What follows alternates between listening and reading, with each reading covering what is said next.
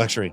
I've been looking forward to this episode for a minute. Today's song comes from one of R&B's most enduring artists, and in many ways, she's that white artist who perfectly encapsulates what it means to be Black famous. Not only was she a beloved and respected singer, but she was also a brilliant songwriter, arranger, and producer. And on today's song, she did it all. Today's song peaked at number 3 on the R&B singles charts in 1981 and has since become a fan favorite. Everybody get up! We're talking about one song, and that song is Square Biz by Tina Marie.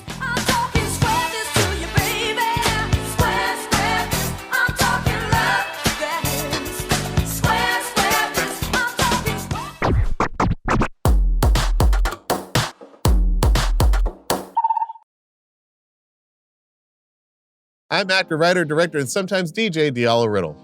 And I'm producer, DJ, songwriter, and musicologist Luxury, aka the guy who whispers Interpolation. And this is One Song, the show where we break down the stems and stories behind iconic songs across genres and tell you why they deserve one more listen.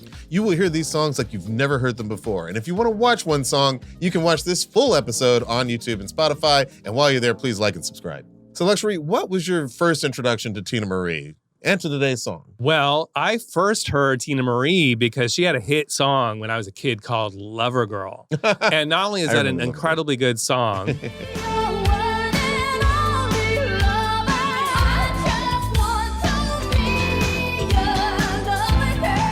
I at the time was like obsessed with the fact that there was a song called Lover Boy and also a song called Lover Girl.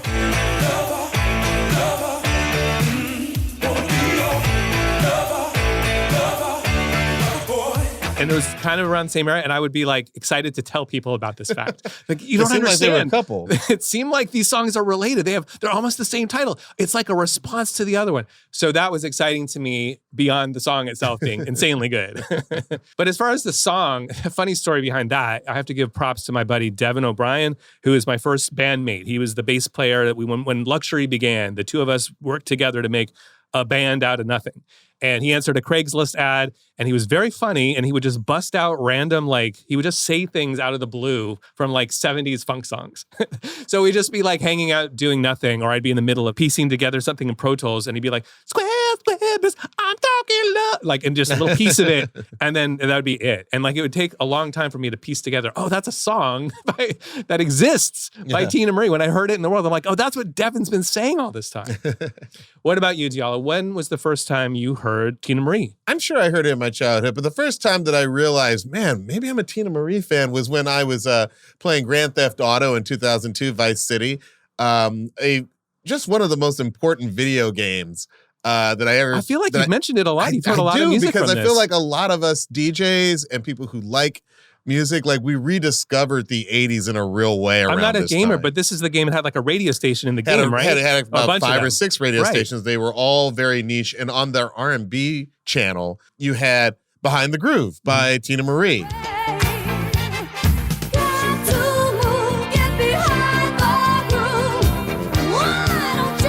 And that was such a great song. And it also had Ghetto Life by Rick James.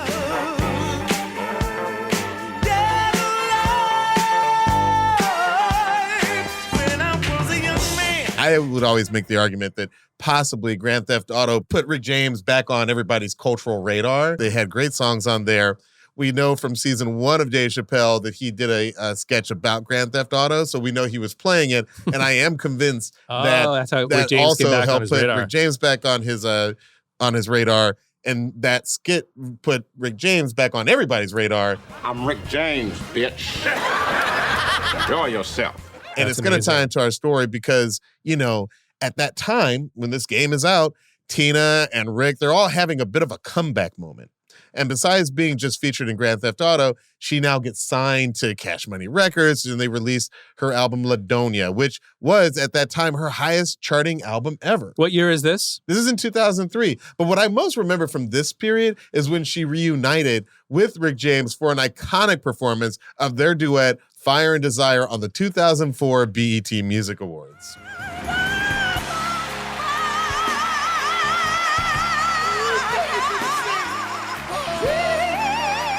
This looks like when your uncles and aunts have had too much to drink at a family gathering. I was gonna ask you. And they're screaming. I'm feeling the passion. Apart, but yes, not feeling the accuracy. I'm feeling the fire and the desire. But you know what? They've not earned feeling this the note moment. accuracy though. They've earned this moment. Both of them have come back from like these really excruciating periods of cultural irrelevance. We're so happy for them being there. Drug addiction, all these kind of things. And yet they were able to emerge in 2004. And I think sadly, this is like the last time that you'll see them perform together because Rick died a couple of months later.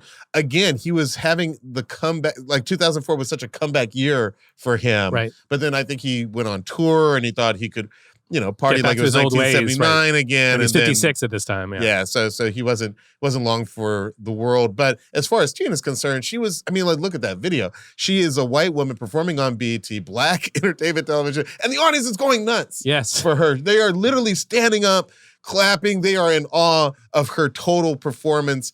And I just feel like that video is just like, it's a tiny window onto the love that she had. And I have so many questions about that. Of course, we're going to get into that today. Yeah. But like, I grew up knowing Tina Marie only from those two experiences and almost nothing else. There wasn't any real Tina Marie on my radar. So it's fascinating to me to like learn, literally preparing for this episode, how important she was in the Black community. Let's go ahead and define what Black famous is, or at least what we're saying on this episode. I love this quote from Ta-Nehisi Coates.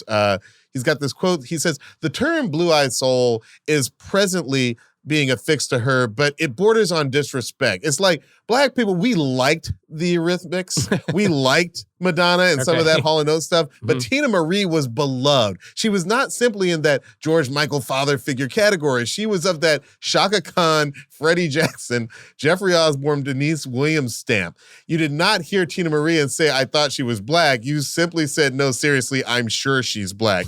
And the thing I love the most about that quote is, with the exception of Chaka Khan, Freddie Jackson, Jeffrey Osborne, like these are artists that are almost only exclusively known in the Black community. Yeah. And yet in the Black community, they're huge. They are every bit as big as freaking Bon Jovi. And I will admit to you, I know very few Denise Williams songs, maybe one. Yeah, no, exactly. I think she had like one crossover hit, but like Jeffrey Osborne, you know, like, and is he On the Wings of Love? Yeah. On the wings of love, up and above the clouds, the only way to fly. On the wings. Oh, that's a pretty good song. All right, that's the only song I know by him. That's a great song. Yeah. But I mean, like, you might walk into like Amoeba Records and ask like the, diminutive white girl behind the counter, like, "Hey, you got any Jeffrey Osborne?" And she'll be like, "What genre of music is that?" And we'll get into it a little bit, but like, it is interesting to me that someone as talented as Tina Marie never really found like that huge white audience in the same way that famously everyone from Elvis to Eminem was able to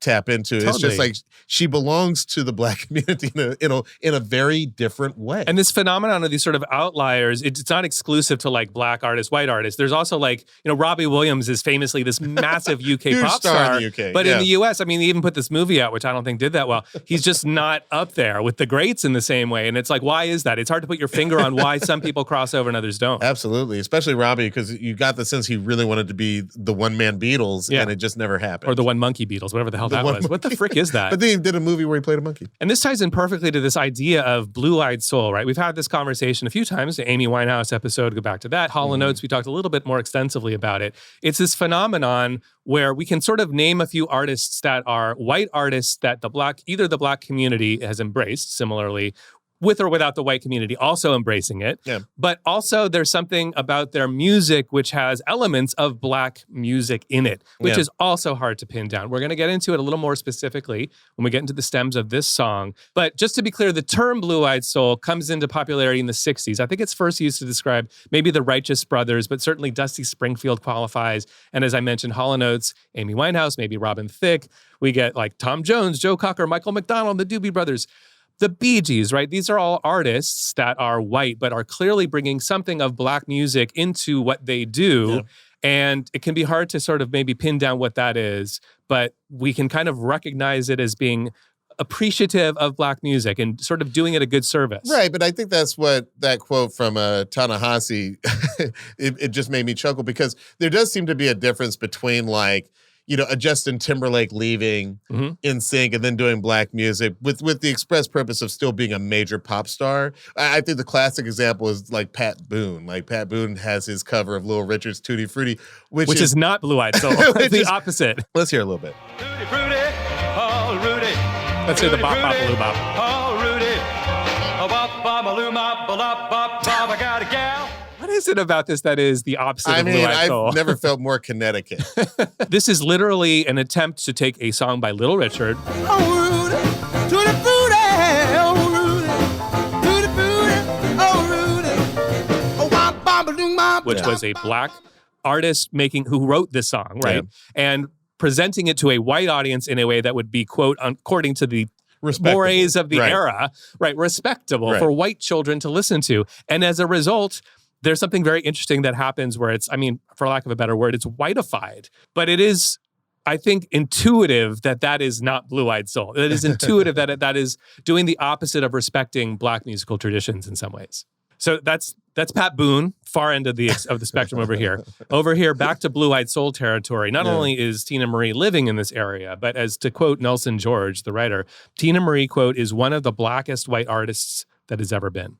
I think that's fair. But you know what? I think that she's even blacker than a Blue-Eyed Soul artist. And I think what set Tina Marie apart from these other Blue-Eyed Soul artists was the way that she embraced black culture. I mean, like so genuinely, so authentic to her experience. And I think that has a lot to do with her roots. You have to understand, she was raised in Oakwood, which was a historically black area in Venice. It was actually called Venice Harlem at some point.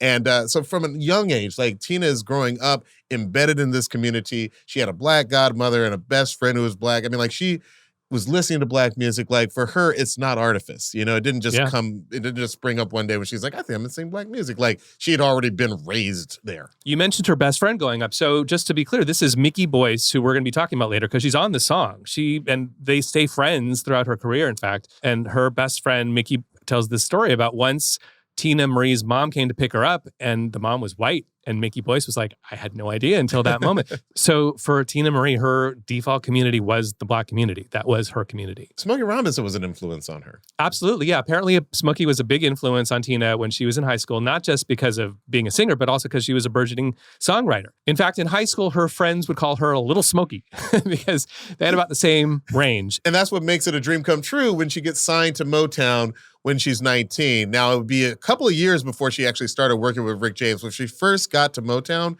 she was working with different producers and nothing was really hitting at that moment. And then the way Rick tells it, and I love this quote, he says, quote, I was around the Motown office and I heard this little girl singing her ass off. I walked in and here's this little short munchkin white girl.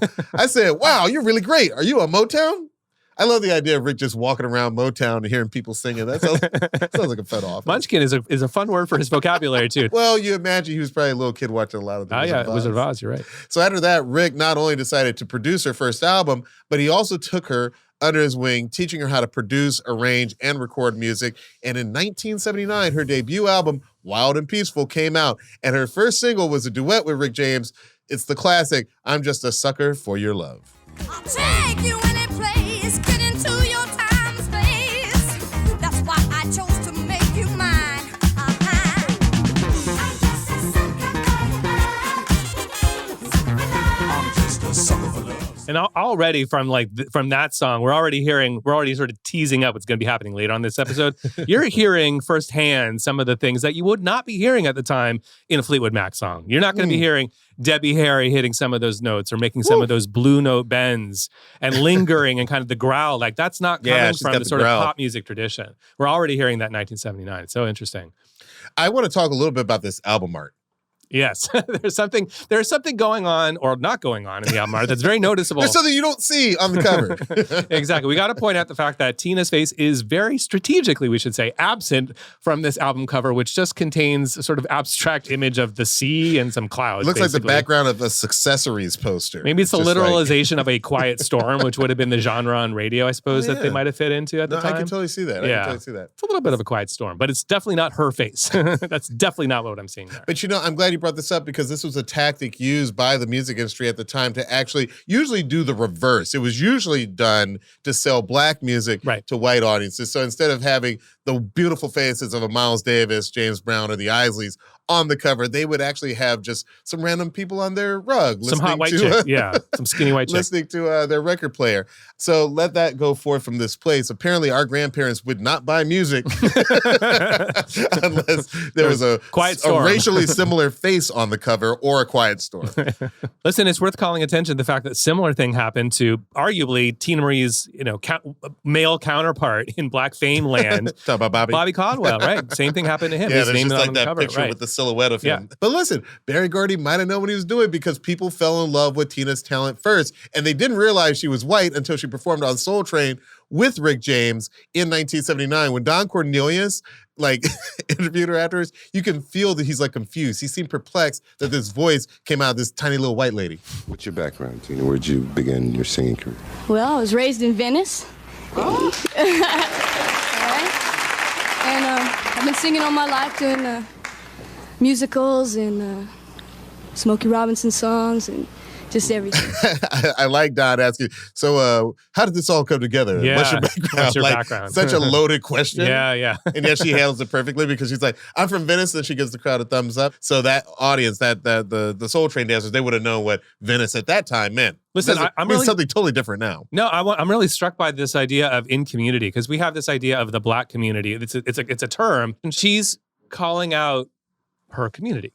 That she's Right. and she's saying, I'm part of this community. Yeah. That's what that is. Don asks a loaded Yeah, question. yeah. She gives, I guess for lack of a better term, a loaded answer. Yeah. And But she's one that's very coded, and she's It's coded, accurately yeah. stating what that code is. Yeah, and also at the time of this performance, Rick had already had a hit with number one, in fact, with You and I. So obviously his Yeah. co-signing of Tina Marie was a big That was deal. big. It That was so absolutely is a big part of her getting cred with the Black audience, the Black community. And it's important to note that this was the only album that he worked on with Tina. So very quickly, she stood on her own merit as she started to produce and write her own music.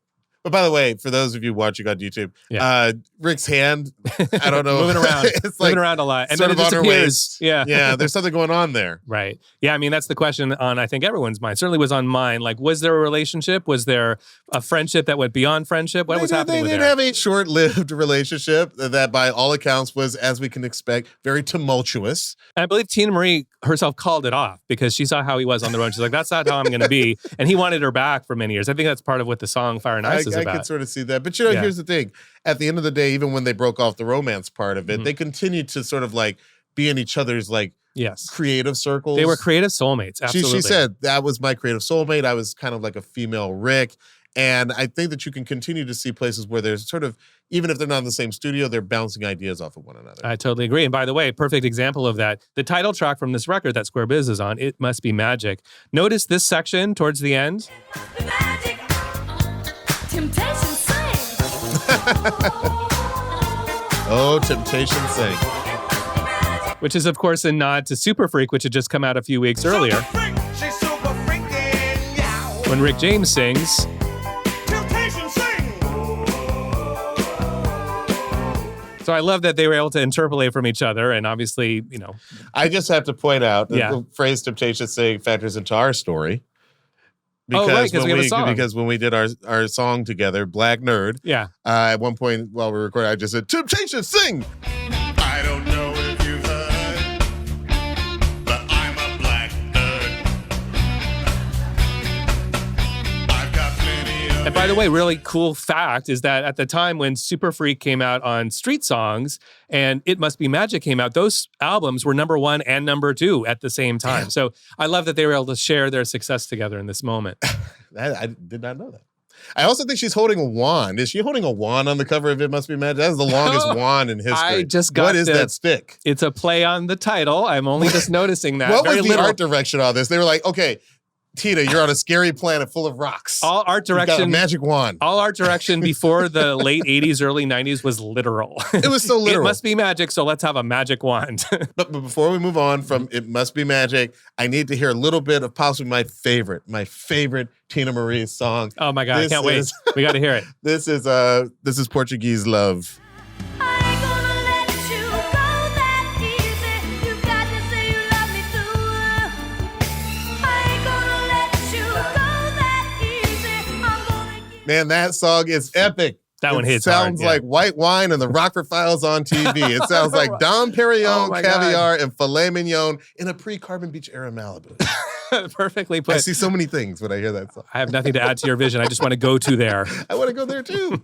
So It Must Be Magic, the second album that she wrote and produced for herself. And I got to say, she's writing the music. She's arranging the music. She's producing her own record. Like, not a lot of artists are doing that during this time, especially not the female artists. Like, is there anybody else in this period? Well, artists, you're right, like Stevie Wonder, I suppose, but female Prince artists is probably already doing Kate it. Bush maybe springs Bush. to mind, but I'm trying. I will probably think of more later. But Kate Bush, maybe Tina Marie, and a handful of others. Certainly, and a handful of others. I mean, like, she's in a very rare space creatively for female artists. Absolutely. All right, so let's take a quick break. But when we get back, I am excited to hear Tina's musical prowess on full display in the Stems of Square Biz. And I'm even more excited to dig into something I hadn't considered before. Is Tina Marie one of the very first female rappers?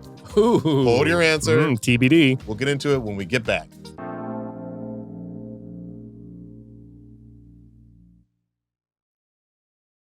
All right, folks, welcome back to One Song Luxury. Before we get into the stems, what can you tell us about the production of the song? Right, let's talk about the album, It Must Be Magic, recorded in 1980 to 1981, produced by Tina Marie. She had a little help. There's a gentleman called Bobby Brooks who's credited with recording and mixing. Tina Marie was wearing a lot of hats as the vocalist and vocal arranger and producer. She needed someone to actually run the boards and make sure stuff was getting onto tape. So that gentleman was the in-house engineer at Motown Recording Studios in Los Angeles and had worked on a bunch of Rick James records, including Street Songs that we talked about. You can sort of hear a similarity in the way that they're mixed. There's a lot of sonic similarity. Some members actually of Stone City Band, of Rick James's band, are on this record, as we'll be talking about. Did some Daz Band, did some DeBarge. So one of the unsung heroes of this song is this gentleman, Bobby Brooks. Give him his flowers. Flowers to Bobby Brooks. That makes so much sense because when I listen to this album and I listen to Rick James of the same period, they have such a distinct sound. It's not Princey. It's not Earth, Wind, and Fire. Like, it's its own little thing. Yeah, and, I agree. You're right. It's bringing like a cool thing. it's funk, but it's kind of hard. It's got kind of a rock funk to it, which is a big part of the Rick James sound. But you can also hear the 80s coming in these songs in ways that you don't hear it in, like, maybe a Tower Power record. I did actually just realize something that there is. We have to tell that we've told the story about the Rick James stealing Prince's keyboard before, right? Yeah. I just realized that was for the Street Sounds record. And there's an Oberheim on this track, which I think is the instrument. So I wonder if it's the same stolen Oberheim from Prince. Could be on this song. Could be. We're not sure. Just dawned on me that that's another connection that maybe We'll find out. We'll find out when we listen to the future, Oberheim later in the stems. Is that Prince's Oberheim? How did the splits shake out on this song? All right. Well, Tina Marie's 50-50 partner on this song from a songwriting splits perspective is our other unsung hero for this episode. That's Alan McGreer. Alan McGreer had been her bass player for a couple records, and on this song, Square Biz, he's playing bass and is the co-writer of the tune. Killing it on the bass. I cannot wait to play some of these funky bass lines. Yeah. Let's dig into the stems. Let's start with the drums. Let's do it. So this is a 114. That's like a really also another kind of Rick James funk tempo. It's not quite disco, which is a little faster. 120 and above. Yeah, man. Yep. So let's listen to these. Paul Hines is playing the drums. Let's listen to these sort of funk rock drums, but they are very funky. I got to warn you. I think let's say groove because I think it's a groove. 114 is such a nice groove. Yeah. And actually, here's a differentiating factor too. There's a lot of syncopation in this, and it's super exciting, and it's really tight. That hi-hat, open hat. That's so sick. Stop. And there's a clap going on too. Let's layer the clap in. Which is so Rick James. That is a big clap. Funk. That's 1981. That's a big 1981 sound right there. And then there's some percussion going on.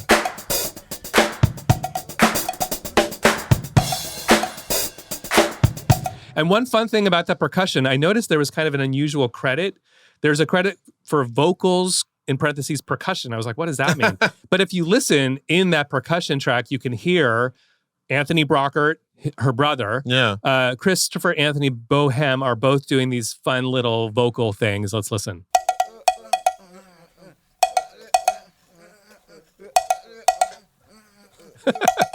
So that's what that vocal percussion credit was for. I was like, let the zombies in. So in the mix, that full beat sounds like this. And now that we know those vocals are in there, just adding a little something, something. Yeah. It also has like that nice double clap in there, which is always fun. Yeah. Was that wood block sounding thing, the kabasa? Yeah. Well, there's a kabasa is the shaky sounding thing. Oh, okay. And the wood you block play is it? da da da da da da. They're both here. They're both in there together. Okay. So the kabasa comes in the pre-chorus when it does this little shaker. And what's so smart about that, I love it, is listen to how that locks in with the drum beat, and then it'll lock in with the bass line. I'll play it for you separate and then together. Right. Ba, ba, ba, ba, ba. Right. And in the bass line, he's doing the same thing, and it's just tight, tight.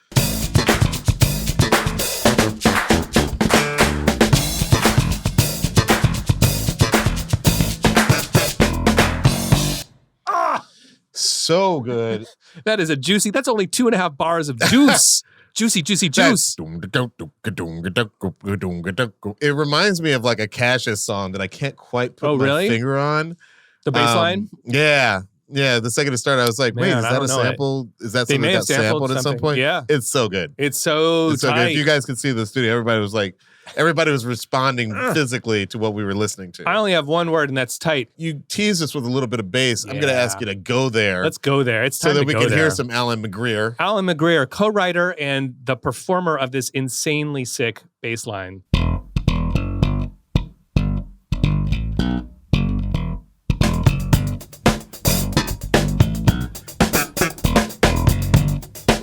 Ooh, I just noticed something in the drums, by the way. Listen to that. There's like a 30-second note. 16th notes are but he goes like, brrr. Like, listen, I'll play it for you because it's like super cool.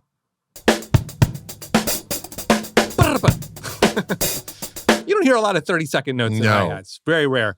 So that's Alan McGreer playing the bass line. He does what can only be described as a stone groove throughout these 8 minutes with little variations and pops. He's slapping and popping. You're hearing the slap, you're hearing the pop, popularized in the mid-70s, Stanley Clarke and Jacko and everybody. And then in the pre-chorus, he moves to the only other musical section of the song. Now, it should be pointed out that this is a classic example of a groove. This song is a groove-based song where musically you kind of have one thing throughout the whole song. Uh-huh. It's the E, G, B, the whole time. They're just kind of going between those three notes. But there's this one little pre-chorus that breaks it up so that the chorus can go right back to it. So here's the only other different musical part of the song, the pre-chorus, and let's listen to Alan McGreer play the bass line here. Mm-hmm.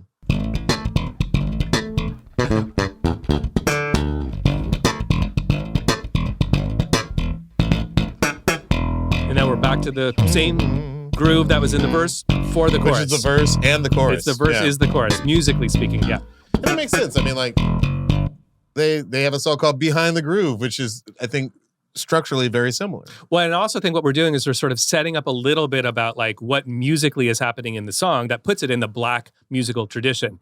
From like the instrumental standpoint, before we're getting to the vocals even, this bed of music is less likely to be found in a Blondie song, for example, or a Fleetwood Mac song, to use those examples again. As it is as we just made the connection with the Rick James recording engineer and the fact that some of the musicians are also on the track, this could be a Rick James song. So far, what we're hearing is the sort of elements that we'd be finding in a Rick James song and not necessarily on pop radio. I mean, whether you're talking about Bernard Edwards or Flea for Red Hot Chili Peppers, I just love a bassist who's doing way more than you thought he needed to do. I love the bass part of this song. Let's dive into some guitars. Who's on guitar here? All right, on guitar, according to the credits, and it must be said that this is one of those records where we have to kind of extrapolate from the credits that are for the entire record, who's on each individual song. And then our deeper research has seemed to verify that this is Joseph Andre Parson on guitar, although Tom McDermott is also on the record, and there's 3 parts, actually 2 guitar parts. So definitely, I would say, possibly, maybe one of those 2 names. So here's the first part.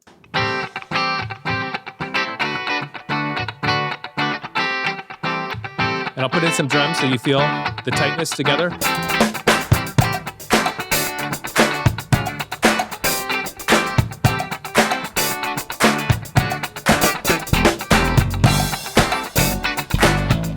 Actually, you know what's interesting? Because there's a lot of looseness in that. Yeah. by contrast with how tight the rest of the groove really is, which I was sort of just noticing. Like it's a little, I wouldn't call it sloppy. It's certainly groovy and funky, but it's like, yeah, it's not lighting up as note perfect as the other but it ones does provide a little bit of lightness to Yeah. all the rhythm section. That's and a good word everything for that it. they're doing. Yeah. That's a great word for it. And then in the pre-chorus, so that's another example of like the experience of this guitar player is pretty much 7.5, 8 minutes of that, except in these pre's, which break it up a little bit. Here's what he goes to in the pre-chorus.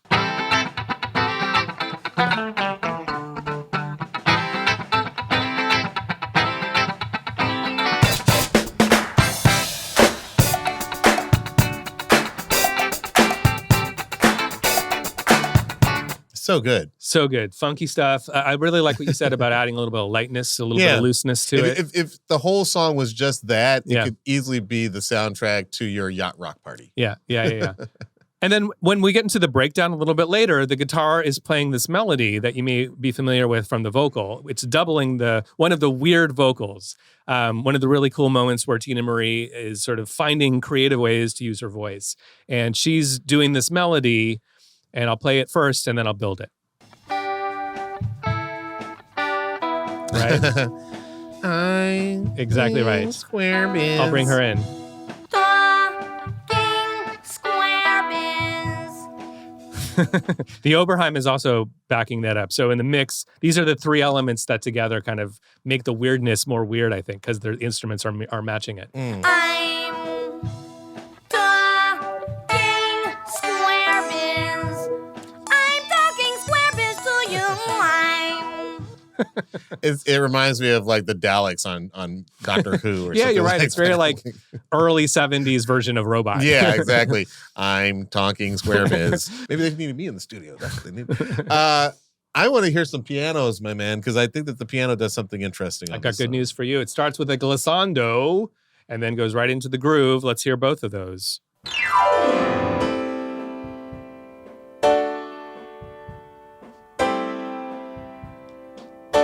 It's a little sparser than I thought it was going to be. But it comes in when you need it to. Does everything you need to do. I'll throw in some drums. And we'll hear how it interacts and provides contrast with the bass. the busyness of everything else, right? It fits in those spaces. Yeah, you know what? If the piano was doing something fancy, Yeah.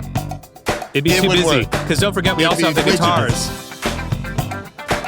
All this busyness needs a little chill. the piano's like, I'm just going to be a bed. I'm just going to be a foundation and a bed for the rest of everything else that's going on. Yeah. It's really just a whole note. Now, 4, 1, 2, 2, 3. And then it 4. adds those little things. now what's the piano doing anything Let's interesting listen to there? that. Yeah, let's listen to in the turnaround. That's the pre-chorus. The pre-turnaround, whatever.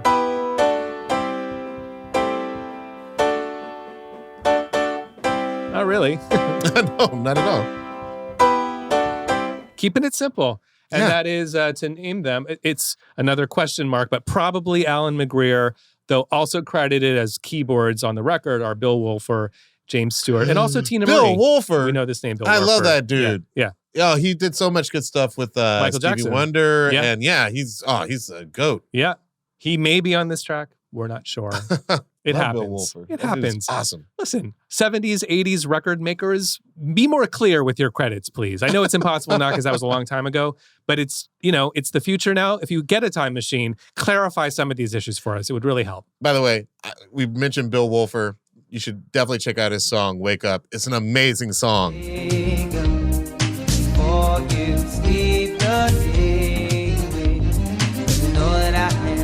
That's what the piano's doing, but there's also a synth on there, is there not? That's right. There's this Oberheim, which who knows, could be Prince's Oberheim. I'm not saying This it doesn't is. sound as like Super Freak and some of that stuff sounded a little more Princey. This does not sound as Princey. And what's happening is pretty minimal too in the verse. So I'm going to jump to the pre, which is where we have a little bit of Ober action, Oberheim action. Dee-dee-doo-doo-doo.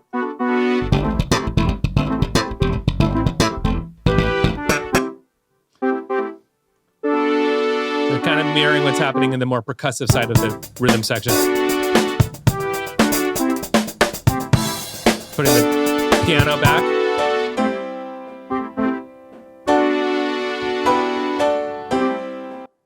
So that's the Oberheim. And Yeah, that's not just like the piano. It's not doing too much. It's not doing too much. It's just adding another layer. It's putting a little more color in that space.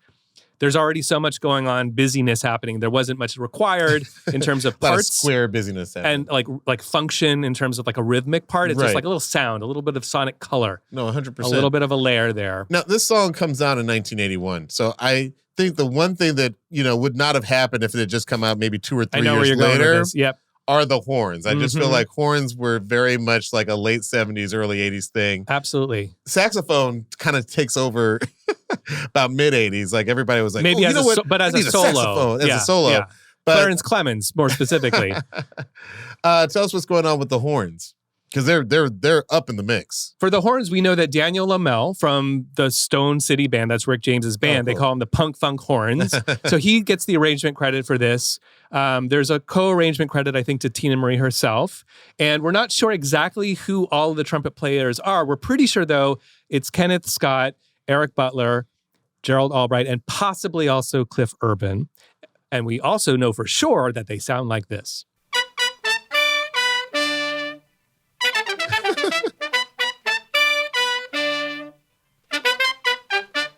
That sounds like welcome to Day in LA local news. Like It really does feel like the without end all of the the other era, parts. like you were saying. Yeah. But I mean, like without all the other music around it, Yeah. it could easily be the theme song to like a local morning news show. Yeah, or announcing the King in 1100. You know, This is Marina Del Rey, Channel 4. yeah. Either a news broadcast or like some sort of entry in a Monty Python movie for the King, and Holy Grail. I guess it could be Yeah, fanfare. Yeah, Yeah, you're right. fanfare. That's the word I'm looking for. Very fanfare. Hey, if anybody needs fanfare, it's Lady T. Yeah. There you go. She's earned it. Yeah, let's hear a little bit in the mix. Here's the pre-chorus, and I'll bring some other stuff in. This is my favorite part, so I can't stop going back to it where stuff's super locked in.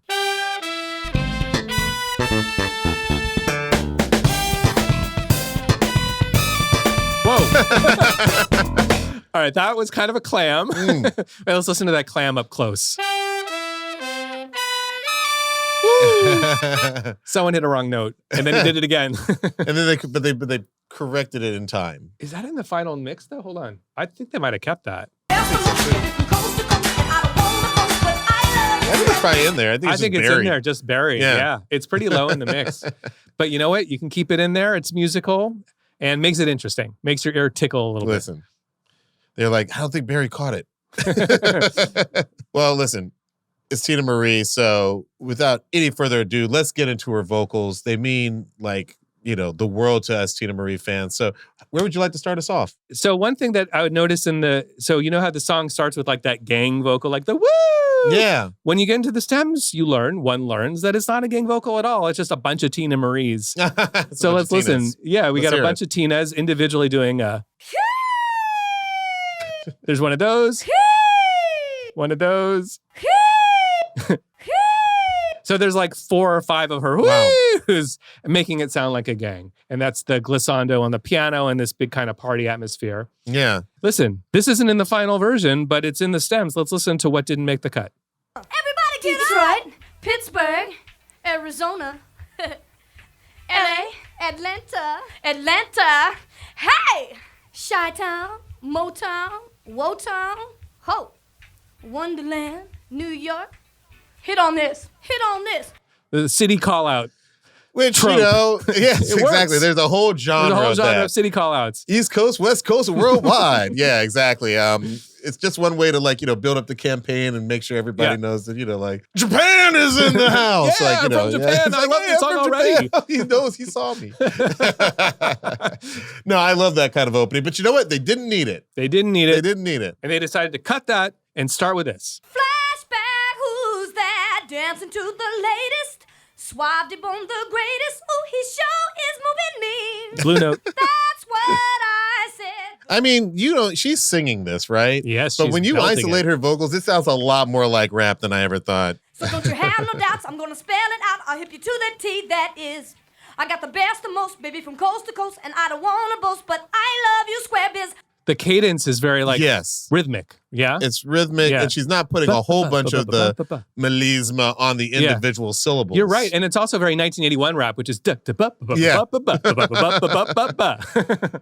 I'll hip you to the T that is. Like, Yeah. that's like very much, wow, it's just totally different. In my brain, that's always been a lot more singing Yeah, that's than I ever interesting. thought it You're would have totally been. right. I never noticed it, so you said By that. the way, what is Suave de Bone?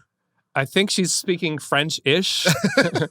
So you know what it is? I bet it's this. It's so funny you're saying that because I remember when I was a kid, my dad would say, I think it might have been a phrase in I the think 80s, you're right. It's an suave old- and debonair. Yeah. I think she's referring to suave and debonair, which is like what they would have said about, some movie star from the 30s was suave and debonair or something, right? It's I kinda bet what you it's think just it some is. old slang. At some point, like Yeah, Suave some de old Bone slang. was like Yeah. a... And then it became It's a suave thing. de bone. Suave Exactly. and It got debonair. shortened. Yeah. Well, we're about to get to the chorus. And speaking of old slang, square biz. Like, Yeah, what does that mean? you know what? Until we did this episode, I just assumed that square biz was just like, hey, straight up. Yeah, me too, actually. That's what's yeah. real. And I'm we're talking not square far from the answer because Okay. according to Tina, square biz is something that her bassist, Alan McGrew, who we've been talking about, used to say all the time. This was his way of saying that's for real. That's okay. You know, It's so it's legit. Yeah, square and business, Okay. square biz. She heard it. She loved it. She Yeah. thought it would be a great title for a song. That's awesome. And she's referring to herself, or is she referring to a lover? Like, what is she doing with that? No, she title? says, but I love you, square biz. Yeah. Like, What does that mean? I love you straight up. Oh. Dead ass. She's not talking to Square Biz. I mean, we could go. I thought that Square Biz was like the object of her vote of who she was speaking to. I'm talking square. Hey, Square yeah. Biz, come here for a second. I got something to say to you. You thought square biz I was love person. you. in No, love with she's you. saying, hey, I'm talking square biz. I'm just talking straight up. I I'm going to get keep it. saying straight up. Yes, I think But- you're right. Dead ass, whatever works for you and your generation, that is what square biz essentially means. Which- Let's hear some of that chorus. I'm talking square biz to you, baby. Square biz. I'm talking love. That is square biz. I'm talking square biz to you, baby. Wait, is that not the final? Hold on. No, but you know what? I I'm think playing she- the wrong one. I played the wrong one. Are This you is- sure? Because yeah. I think she, No. isn't This- it a layering thing? Yeah, but that wasn't the final one. Here's the Okay. final one. I'm talking square biz to you, baby. There it is. It's that- Square it's that biz. bend. I'm talking love. That is square That- biz. that little I'm blue note talking right there. Square biz to you, baby. Square Uh-huh. biz. I'm talking love. That is so interesting that I played the wrong one and then played the right one. And the Yeah. difference was the addition of blue notes. There were Mm. 3 blue notes in between the notes that we again, go back to Don Penn for more of a technical explanation. Yeah. But that took it from Stevie Nicks to Tina Marie right there. The use of that those 3 But both bends. are in the mix. They're both in the mix. Yeah, yeah, It's yeah. true. But like that's the more prominent one by far. Yeah. So let me just say, I have in the stems, there's about 6 layers of vocals. And in the final mix, it doesn't feel layered. So the one we played for you last, the most recent Uh-huh. one was what you're really hearing. Yeah, that's what you hear. And there might be 1 or 2 or And the even rest 3. is like sort of like a foundation. If they're even in there, because Yeah. sometimes you just get outtakes in the stems that Yeah. weren't used at all. They may or may not be there, but definitely those blue notes are part of the song canonically. Like that's a big part of what makes that melody so like, you kind of lean in like it's interesting that by mistake I played the other one that didn't do that and it was less so. I was like, this doesn't sound right. This doesn't hit as hard. Well, I just figured it was like maybe a layering thing, but like Yeah. I didn't realize that she did one take where she clearly hit all of the notes that, as a fan of the song, you hear when you listen to the Right. song. And again, you might be right. That might be in the mix, but it's not as prominent. It's not as loud. It's not as the decibel level is much higher on the prominent one.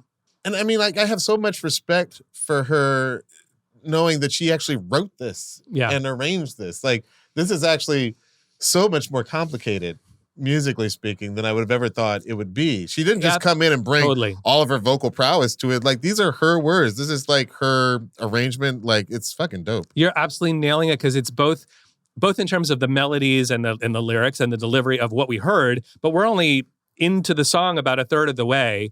And for the rest of the song, while we do hear the verse and the chorus and the pre again, we also hear all these really creative other things she does That she's doing. that are just different musical ideas. Now, in that the makes vocals. me want to ask a question. Is she the only voice that we hear on this song? Are there background vocals? There are background vocals. And one fun thing about the background vocals is that as part of the background vocal part, they tell you who they are. Jackie, Jill, and Mick and Lady T.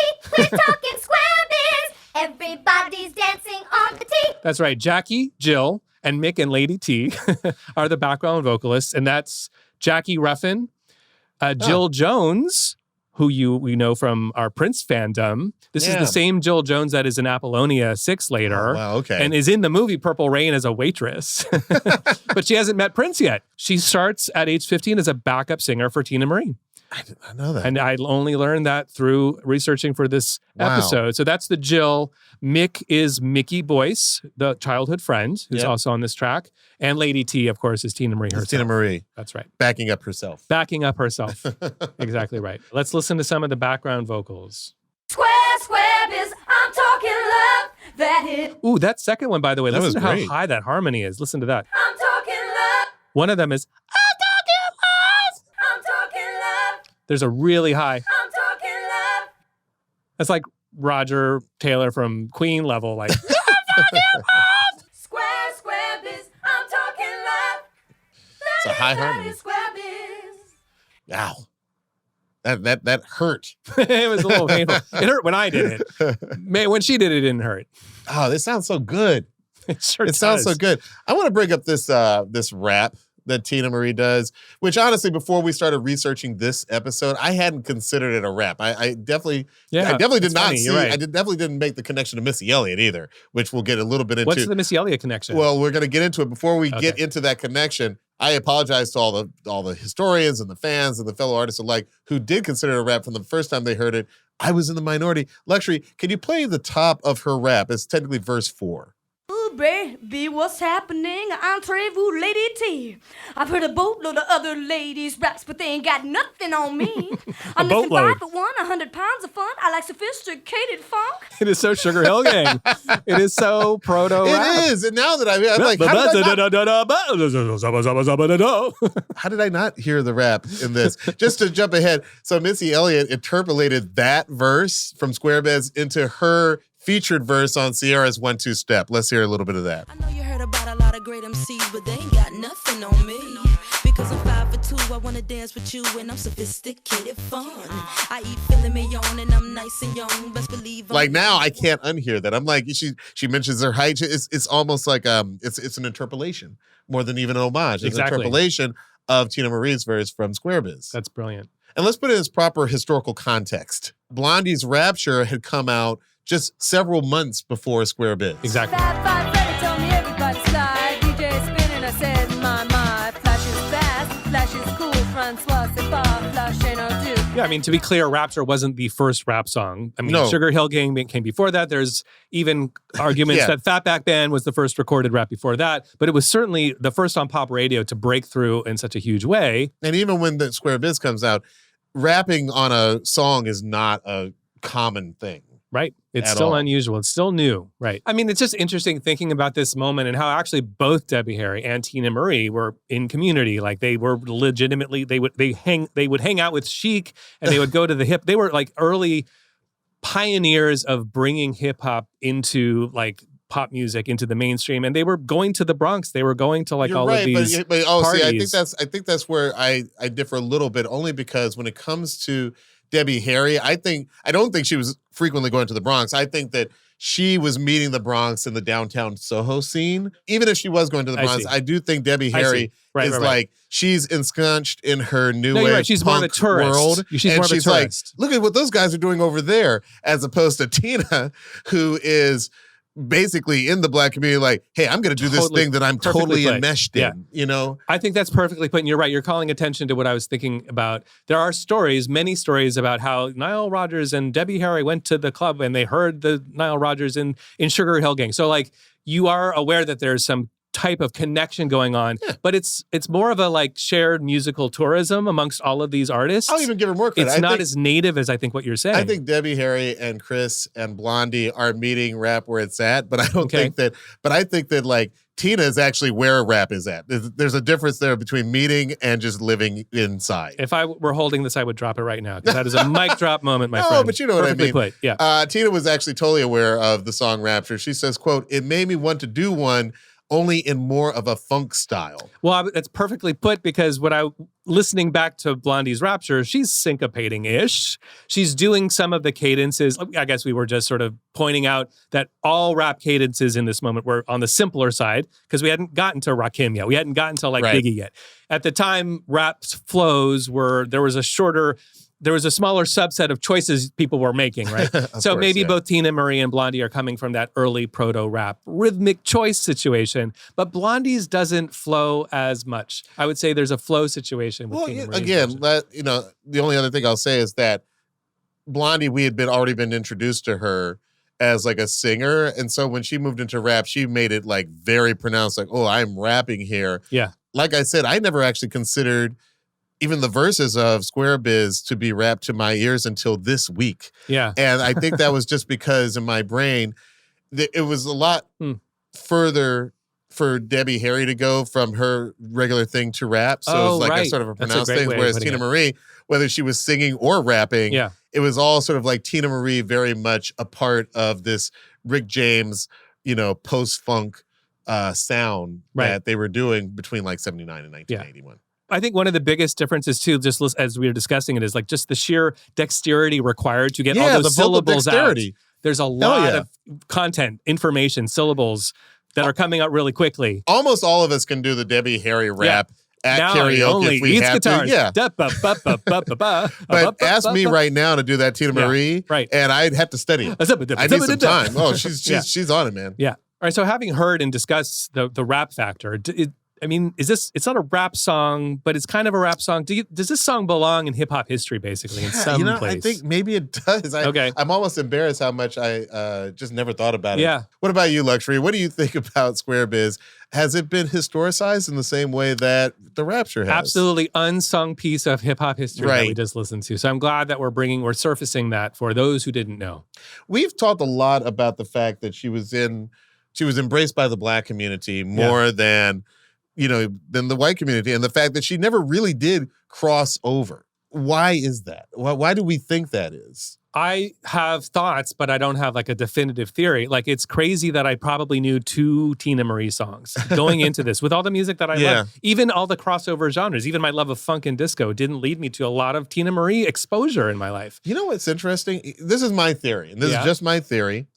I think there are a couple of things going on here. One, just like Rick James, she was not shown a lot of love by early MTV. Yeah. So, MTV famously did not really do a whole lot of Black music until they decided that Michael Jackson was going to be their guy. So Okay. she missed that part of the boat.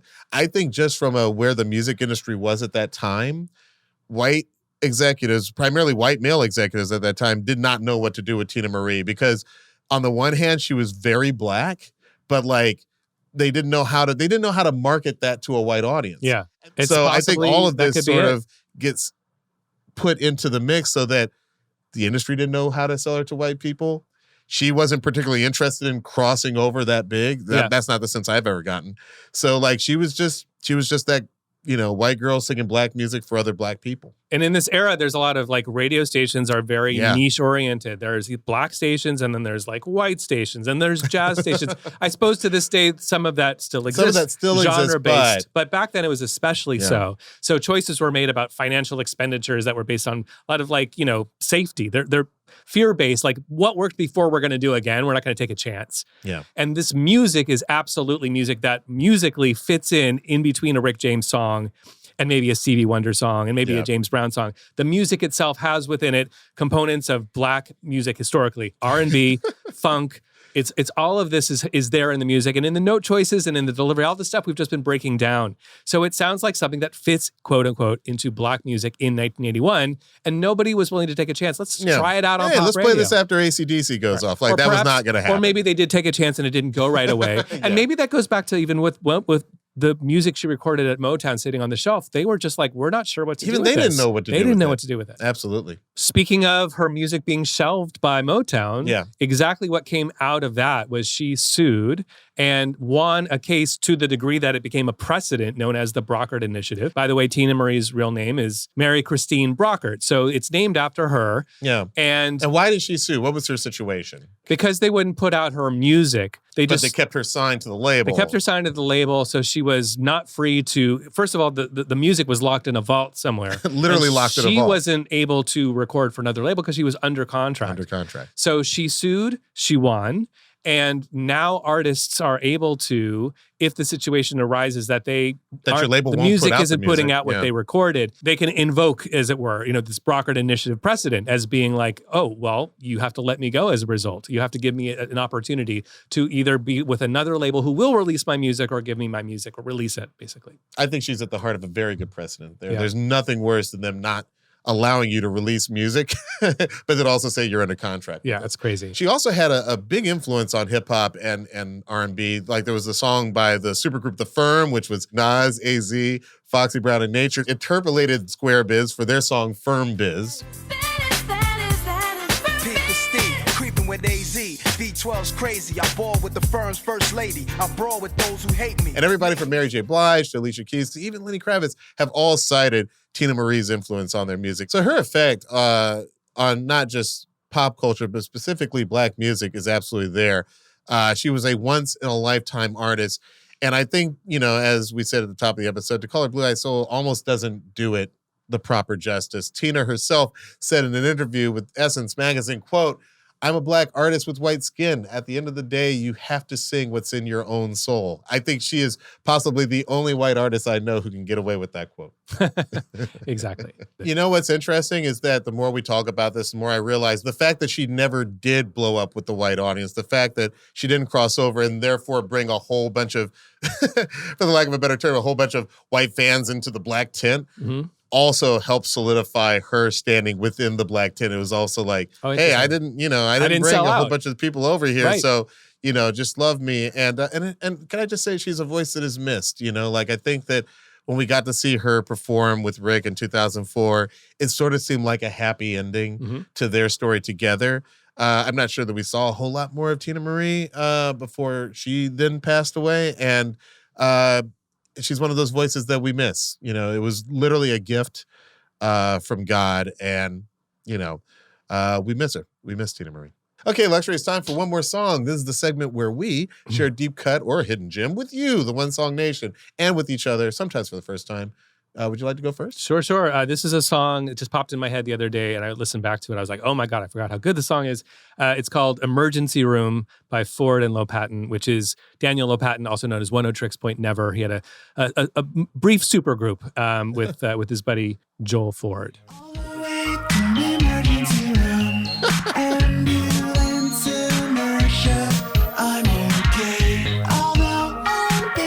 I like how it's just a little bit weird. It's like 3% weird, and the rest of it's just I think it might be 7% weird, but it is interesting. What year did this come out? This is 2011. Okay, awesome. There's some luxury sounding things going on in this song too. I mean, it influenced what I did next, so it's interesting that you hear that in there. Thank you. I dig it. What about you, Diallo? What's your one more song? My one more song is by the group Cat's Eye, what they're calling a global girl group. But I really like the drums and the way that they're mastered on this song. Are they K-pop or is They're something not else? K-pop. Okay. They are from Korea, Switzerland, the United States. They're a little bit like a Benetton ad looking group, but they're called Cat's Eye, and I really just like this song. It's called Gnarly. Tesla, fried chicken, party at Hollywood Hills. This song, oh my God, that new beat. I love that song. It's got an international sound, and I think it really makes me think of hyperpop as its own genre. Hyperpop is what people are calling artists like Charlie XCX and Sophie. It's like pop, but it's like kind of got like an aggressive edge, and I think that's really cool. As always, if you have an idea for one more song, you can find us on Instagram and TikTok. You can find me on Instagram at Diallo, Diallo, and on TikTok at Diallo Riddle. And you can find me on Instagram at LUXXURY and on TikTok at LuxuryXX. And follow One Song on Instagram and TikTok. Go follow at One Song Podcast for exclusive content. You can also watch full episodes of One Song on YouTube and Spotify. Just search for One Song Podcast. We'd love it if you'd like and subscribe. Yeah. And I'm going to try to do this more for videos. If you're listening to the podcast, you can't see, but I've seen this gesture with a triangle under a chin, and I think it looks cool. So be sure to check out the One Song Spotify playlist for all the songs we discuss on our episodes. You can find the link in our episode description. And if you've made it this far, we think that means you liked the podcast. So please don't forget to give us 5 stars, leave a review, and share with someone you think would like it. It really helps keep our show going. All right, Luxury, help me end this thing. I'm producer, DJ, songwriter, and musicologist Luxury. And I'm actor, writer, director, and sometimes DJ Diallo Riddle. And this is One Song. We'll see you next time. This episode is produced by Melissa Dueñas. Our video editor is Casey Simonson. Our associate producer is Jeremy Bimbo. Mixing by Michael Hardman and engineering by Eric Hicks. Production supervision by Razak Boykin and additional production support from Z. Taylor. The show is executive produced by Kevin Hart, Mike Stein, Brian Smiley, Eric Eddings, Eric Weil, and Leslie Guam.